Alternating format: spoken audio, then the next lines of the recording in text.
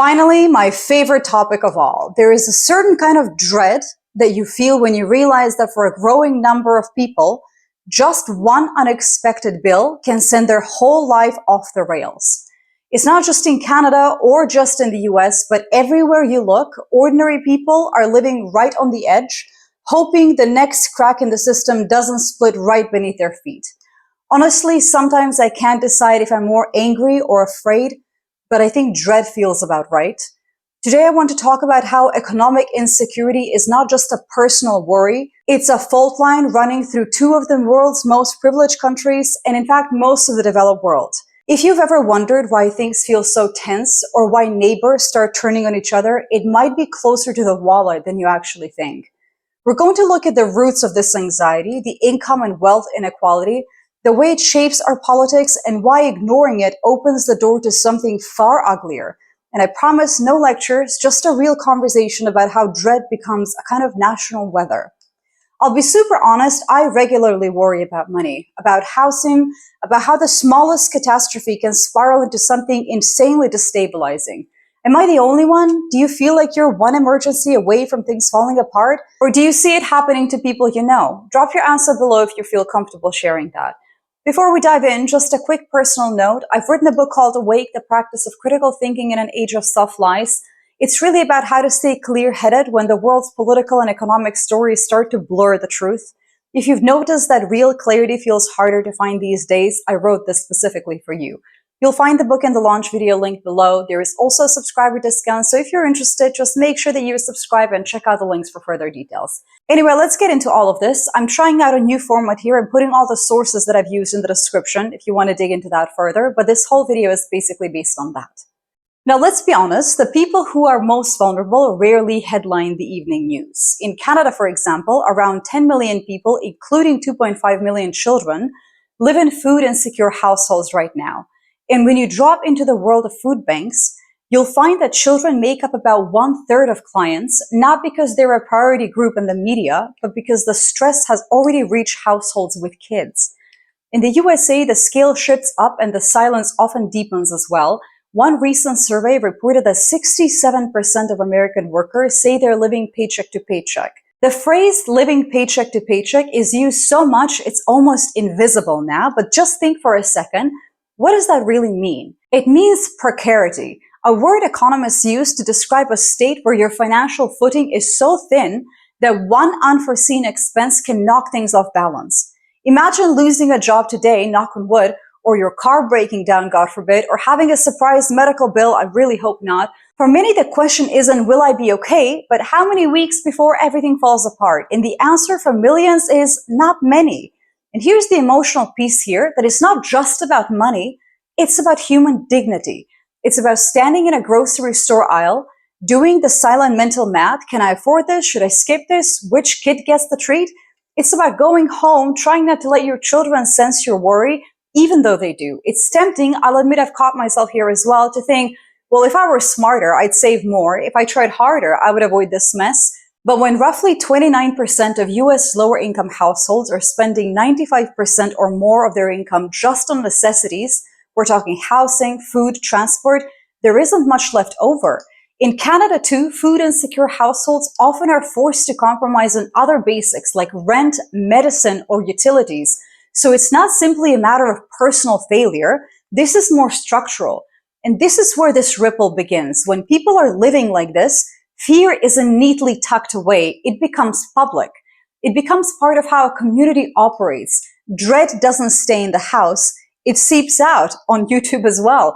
It changes what people believe they deserve and what they think others do. Because if you feel like your life is hanging by a thread all the time, you'll start paying attention to who's walking on that same thread as well. You'll notice the cracks, you'll start seeing who's falling through them, and dread, heavy dread, will become part of how you wake up every morning. Whenever a society feels anxious or lost, someone will show up with a simple story. This is all because of that group of people over there. Not the billionaire with a monopoly in groceries. No, not the hedge fund squeezing every last cent from your rent. No, it's always someone a little poorer, a little newer, a little more vulnerable than you. It's honestly a tale as old as time, and it's playing out in both Canada and the US. When the cracks in society get wide enough, instead of fixing the floor, some people start looking for someone to push into that hole. You see it every single election, politicians and pundits telling you whom to blame for your stress, immigrants, minorities, the other ones. There is a huge part of the book Awake about this as well. The US is almost a masterclass in this kind of finger pointing, but Canada isn't immune either. When anger is up for grabs, there's always somebody willing to cash in. But the real winners, the one who benefit from all of this, are usually sitting quietly at the very top, hoping that you never look up. That's why I keep saying, to think clearly about the stuff, you really have to hold two ideas at once, multiple ideas at once. I know it's hard and I know that things feel unfair, but if you buy into easy blame, you just become a part of somebody else's strategy. A good critical thinker doesn't just ask what is happening, they ask who benefits from the way that you react. Now, there's a word that you'll hear a lot in political circles, austerity. It sounds technical, like something economists debate in ivory tower offices, but really it just means this. When times get tough, governments decide to spend less on the basics to keep people afloat. That's what we saw in the UK after 2010, and you can see the same pattern, though in different forms, in North America as well. When the safety net starts to shrink, you get what I like to call a slow rolling emergency. It's not one big giant collapse, no giant moment of crisis where the roof caves in. It's a lot more subtle. Hospitals with too few nurses, schools cutting corners, cities that can't seem to fix the potholes or fund mental health programs. You know what I'm talking about, right? When that normal you counted on starts feeling less normal, that's when dread moves in. In the US, the narrative is personal responsibility. If you're struggling, it's on you to pull yourself up. But what happens when the system leaves you stranded? If the public services around you are fraying, if your job security is gone, if your budget is always tight, what choice do you have? In Canada, there's this comforting myth, at least it's not as bad as the United States, but tell that to the parent juggling rent, groceries, and a busted heater in February. The gap between the myth and the lived reality shrinks. Now, I'll be perfectly honest, I think that the current administration has all of these things in mind, and we've actually done a lot of videos about how positive all of these changes are. Check those out. I'm going to link a couple of them here. But I think it's also very valuable to just keep the actual reality abreast as well. Here's a bit of economics to make sense of austerity as well. It tends to reduce government spending at a time when people need help, which means one of two things. Either you're relying more heavily on the private sector, which isn't always built for this kind of job, or you're just leaving people adrift. And when the public sector doesn't spend, it drags on the wider economy. Jobs are lost, services are delayed, communities are weakened. To me, the scariest part is how this becomes invisible. People adjust, they get numb, a new mental health crisis. They don't wake up yelling protest slogans. They just start assuming this is just how life is. And that is dangerous, my friends, because when that numb state becomes a normal, we become open to anyone promising certainty, even if that certainty comes with someone else paying the price. That phrase, nation building, gets tossed around a lot. Like it's something you do with big speeches and bigger pipelines. But if you ask me, real nation building isn't about mega projects or slogans. And by the way, we've seen this both in Canada and the US and other countries too. Nation building, in my view, should be about making sure people can actually live where they want to live, in dignity, with a sense of security, and not just survival. When you ask people why they dream of moving, say from the US to Canada or vice versa, it's rarely about politics. It's about hope for something a little better, or at least a little less precarious. I hear from Americans a lot who are looking north, hoping for a safer landing, but they're surprised to find some of the same cracks in Canada as well. To me, the most urgent project for any society, especially now, is restoring a sense of fairness. That's not just an economic project. It's emotional, even spiritual. When people believe that the system is rigged, dread turns to anger. Anger is easy to weaponize, and then we end up in really strange situations like the political situation south of the Canadian border.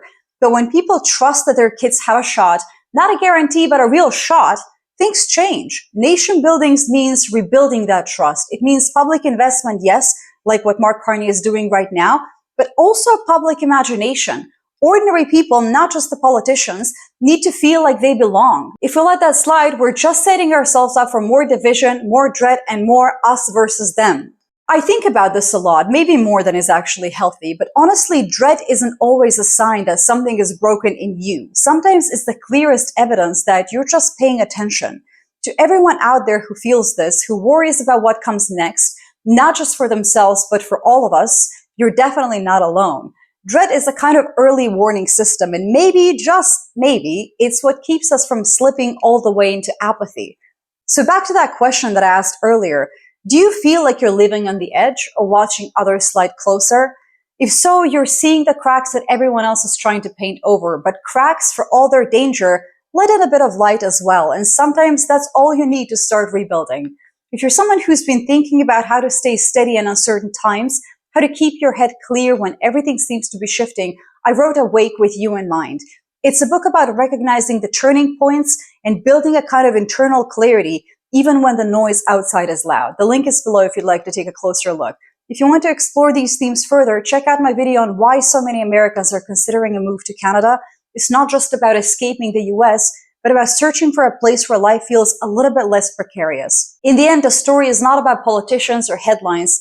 It's about what happens in the ordinary lives that never make the news. That's where the future starts, and that's where I'll be watching. Thank you so much for hanging out with me today. Stay safe and stay awake.